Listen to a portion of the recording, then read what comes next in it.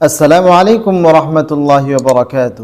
جی ناظرین کرام، امید کرتا ہوں کہ آپ سب بخیر و عافیت ہوں گے۔ اس سے پہلے ہم نے سورۃ العادیات کو تجوید کے ساتھ پڑھا۔ آج انشاءاللہ ہم سورۃ زلزال کو تجوید کے ساتھ پڑھنے کی کوشش کریں گے۔ تو چلیے شروع کرتے ہیں۔ اعوذ باللہ من الشیطان الرجیم، بسم اللہ الرحمن الرحیم۔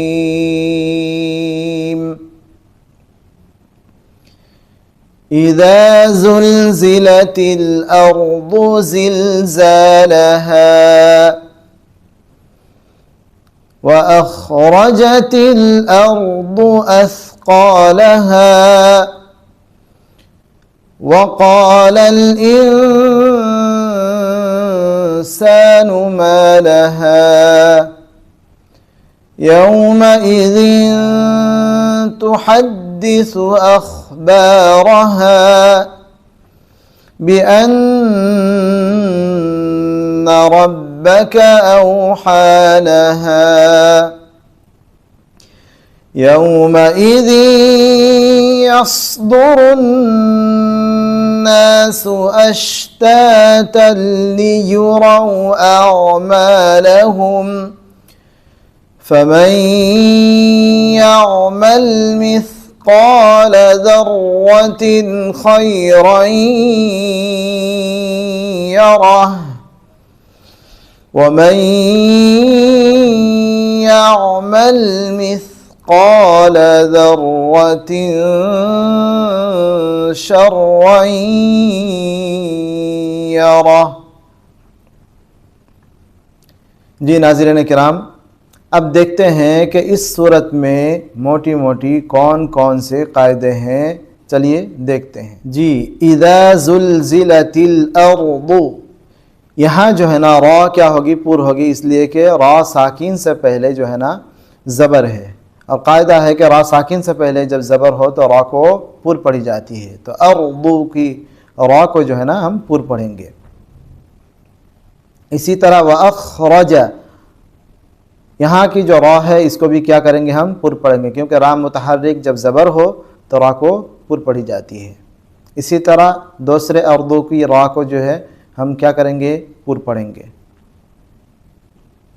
انسان، وقال الانسان، یہاں جو ہے نا ہم انسان میں اخفا کریں گے، اخفاء حقیقی، یعنی نون ساکن کے بعد جب حروف اخفا کے 15 حرفوں میں سے کوئی حرف آ جائے تو یہاں جو ہے نا اخفا ہوتا ہے، اخفاء حقیقی ہوتا ہے۔ یومئذ تحدث، یہاں بھی جو ہے نا تنوین کے بعد تا آیا ہے تو یہاں بھی کیا ہوگا؟ اخفا ہوگا، اخفاء حقیقی ہوگا۔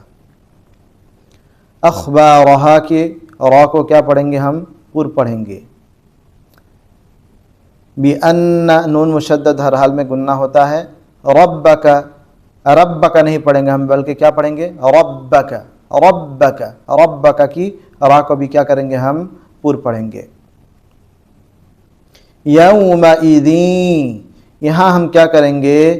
تنوین و نون ساکن کے بعد حروف یرملون، یہاں سے جو ہے نا کیا آیا ہے؟ یا آیا ہے، تو یہاں ادغام ناقص ہوگا۔ یا واو میم نون میں سے اگر کوئی حرف تنوین و نون ساکن کے بعد آئے تو یہاں کیا ہوتا ہے؟ ادغام ناقص مع الغنہ۔ یومئذ یصدر الناس، اسی طرح یصدر کی را کو کیا کریں گے؟ ہم پور پڑھیں گے، نون مشدد ہر حال میں گننا ہوتا ہے۔ لیوروا، اس را کو بھی کیا کریں گے؟ ہم پور پڑھیں گے۔ بہت سارے حضرات لیوراو پڑھتے ہیں، کیا پڑھتے ہیں؟ لیوراو اعمالہم، حالانکہ لیوراو یہ غلط ہے، لیوراو، را کو ہم بولڈ یعنی پور پڑھیں گے۔ فمن یعمل، یہاں بھی نون ساکن کے بعد یا آیا ہے، یہاں بھی ادغام ناقص مع الغنہ ہوگا۔ ذرۃ خیرا یرہ، یہاں جو ہے نا تنوین کے بعد خا آیا ہے، یہاں کیا کریں گے؟ ہم اظہار کر کے پڑھیں گے تنوین اور نون ساکن کو۔ ذرۃ خیرا، ذرۃ، اسی طرح خیرا یرہ، یہاں ادغام ناقص مع الغنہ۔ یرہ کی را کو کیا پڑھیں گے؟ ہم پور پڑھیں گے، یرہ نہ کہ یرہ۔ وَمَن يَعْمَلْ، یہاں بھی جو ہے نا تنوین نون ساکن کے بعد یا آیا ہے، یہاں بھی ادغام ناقص مع الغنہ ہوگا۔ ذرۃ کی را کو کیا کریں گے ہم؟ را مشدد متحرک زبر کو بھی کیا پڑھیں گے ہم؟ پر پڑھیں گے، ذرہ نہیں، ذرہ۔